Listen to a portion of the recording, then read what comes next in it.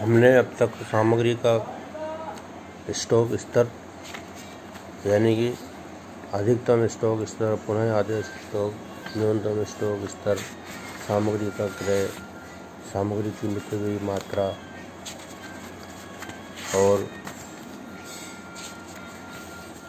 क्रय आदेश देना, क्रय मांग पत्र, सामग्री का प्राप्ति पत्र, ABC विश्लेषण, VD analysis, VED analysis, JIT analysis, MIPS analysis के बारे में पढ़ा, सामग्री के भंडारण के बारे में पढ़ा, जिसमें बिन पत्रक, बिन कार्ड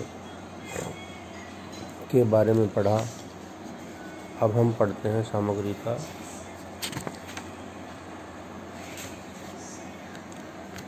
निर्गमन।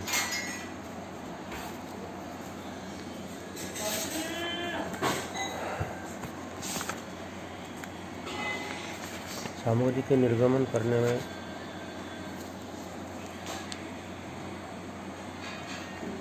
बहुत कुछ बिन पत्रक के समान एक स्टोर्स नियंत्रक पत्रक यानी स्टोर्स कंट्रोल कार्ड होता है। छोटे कारखाने में अलग से रखा जाता है।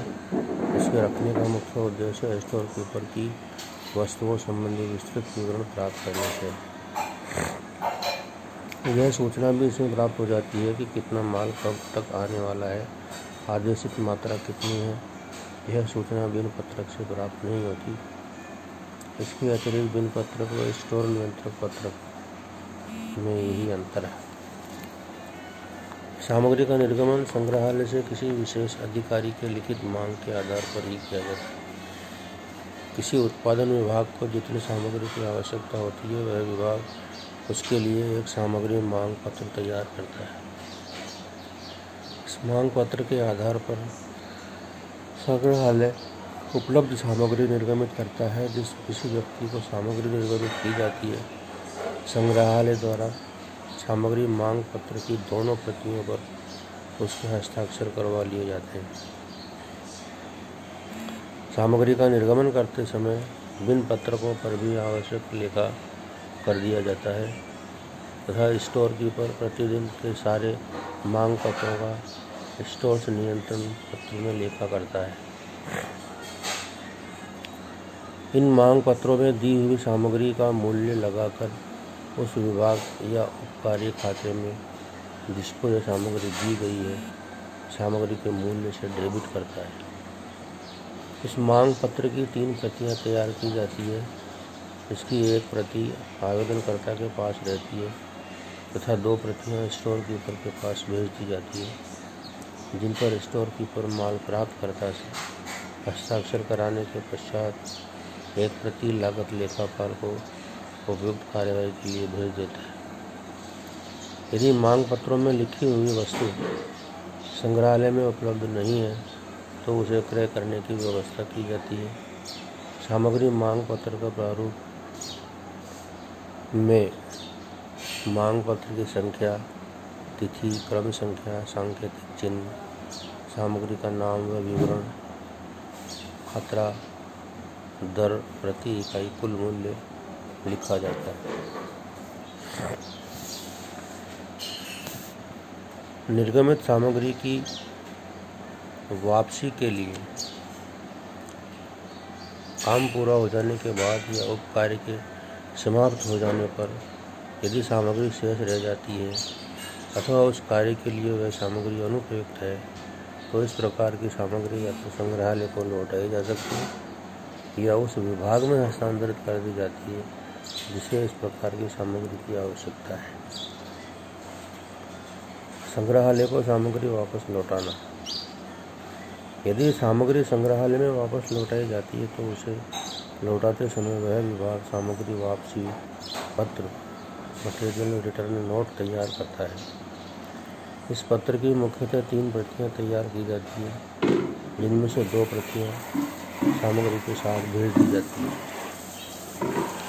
जिन पर स्टोर कीपर सामग्री प्राप्त करने के पश्चात हस्ताक्षर करके एक प्रति लौटाने वाले व्यक्ति को दे देता है तथा बिन पत्रक पर माल प्राप्त करने का लेखा करने के पश्चात दूसरी प्रति लागत लेखापाल को भेज दी जाती है। लागत लेखापाल इस वापस की गई सामग्री के मूल्य से उस विभाग अथवा कार्य को जहाँ से यह सामग्री वापस आई है क्रेडिट कर देता है, जिससे उसको निर्गमित की गई सामग्री के मूल्य में से वापस की गई सामग्री के मूल्य का समायोजन हो सके। वापस की हुई सामग्री का मूल्यांकन उसी मूल्य पर किया जाता है जिस मूल्य पर उसे निर्गमित किया गया था। यदि वापस आई हुई सामग्री को पहचानने में यह कठिनाई हो कि वह सामग्री कब निर्गमित की गई थी, तो यह मान लिया जाता है कि लौटाई हुई सामग्री अंतिम निर्गमित सामग्री में से है तथा इसी आधार पर इसका मूल्यांकन कर दिया जाता है। सामग्री में किसी भी प्रकार की असाधारण हानि है तो ऐसी हानि का लागत लेखाओं में समावेश नहीं किया जाता है, वरन इसे लागत लाभ हानि खाते में अंतरित कर दिया जाता है। वैसे तो शेष बची हुई सामग्री को संग्रहालय में वापस भेज दिया जाता है, परंतु कभी कभी समय श्रम की बचत के अभिप्राय से बची हुई सामग्री अन्य किसी विभाग को जहां उसकी आवश्यकता है वहां हस्तांतरित कर दी जाती है। इस प्रकार के हस्तांतरण का लेखा संग्रहालय में नहीं किया जाता। बिन पत्रक या स्टोर नियंत्रक पत्रक में कोई लेखा नहीं होता। वह विभाग जो सामग्री भेजता है एक सामग्री हस्तांतरण पत्र तैयार करता है। साधारणतः इस पत्र की 3 प्रतियां बनाई जाती है, जिनमें से 2 प्रतियां सामग्री के साथ भेजी जाती है। सामग्री प्राप्त करने वाले विभाग का अधिकारी इन पर सामग्री प्राप्ति के हस्ताक्षर करने के बाद एक प्रति हस्तांतरण करने वाले विभाग को भेज देता है तथा दूसरी प्रति अपने पास रख लेता है। हस्तांतरण करने वाला विभाग इस स्वीकृत की गई प्रति को लागत लेखापाल के पास भेज देता है, जो हस्तांतरण करने वाले विभाग को उस माल के मूल्य से क्रेडिट करके जिस विभाग को सामग्री भेजी गई है उसको डेबिट कर देता है। सामग्री का विभागीय हस्तांतरण तब संभव है जब सामग्री की किस्म प्राप्त करने वाले विभाग के अनुकूल हो।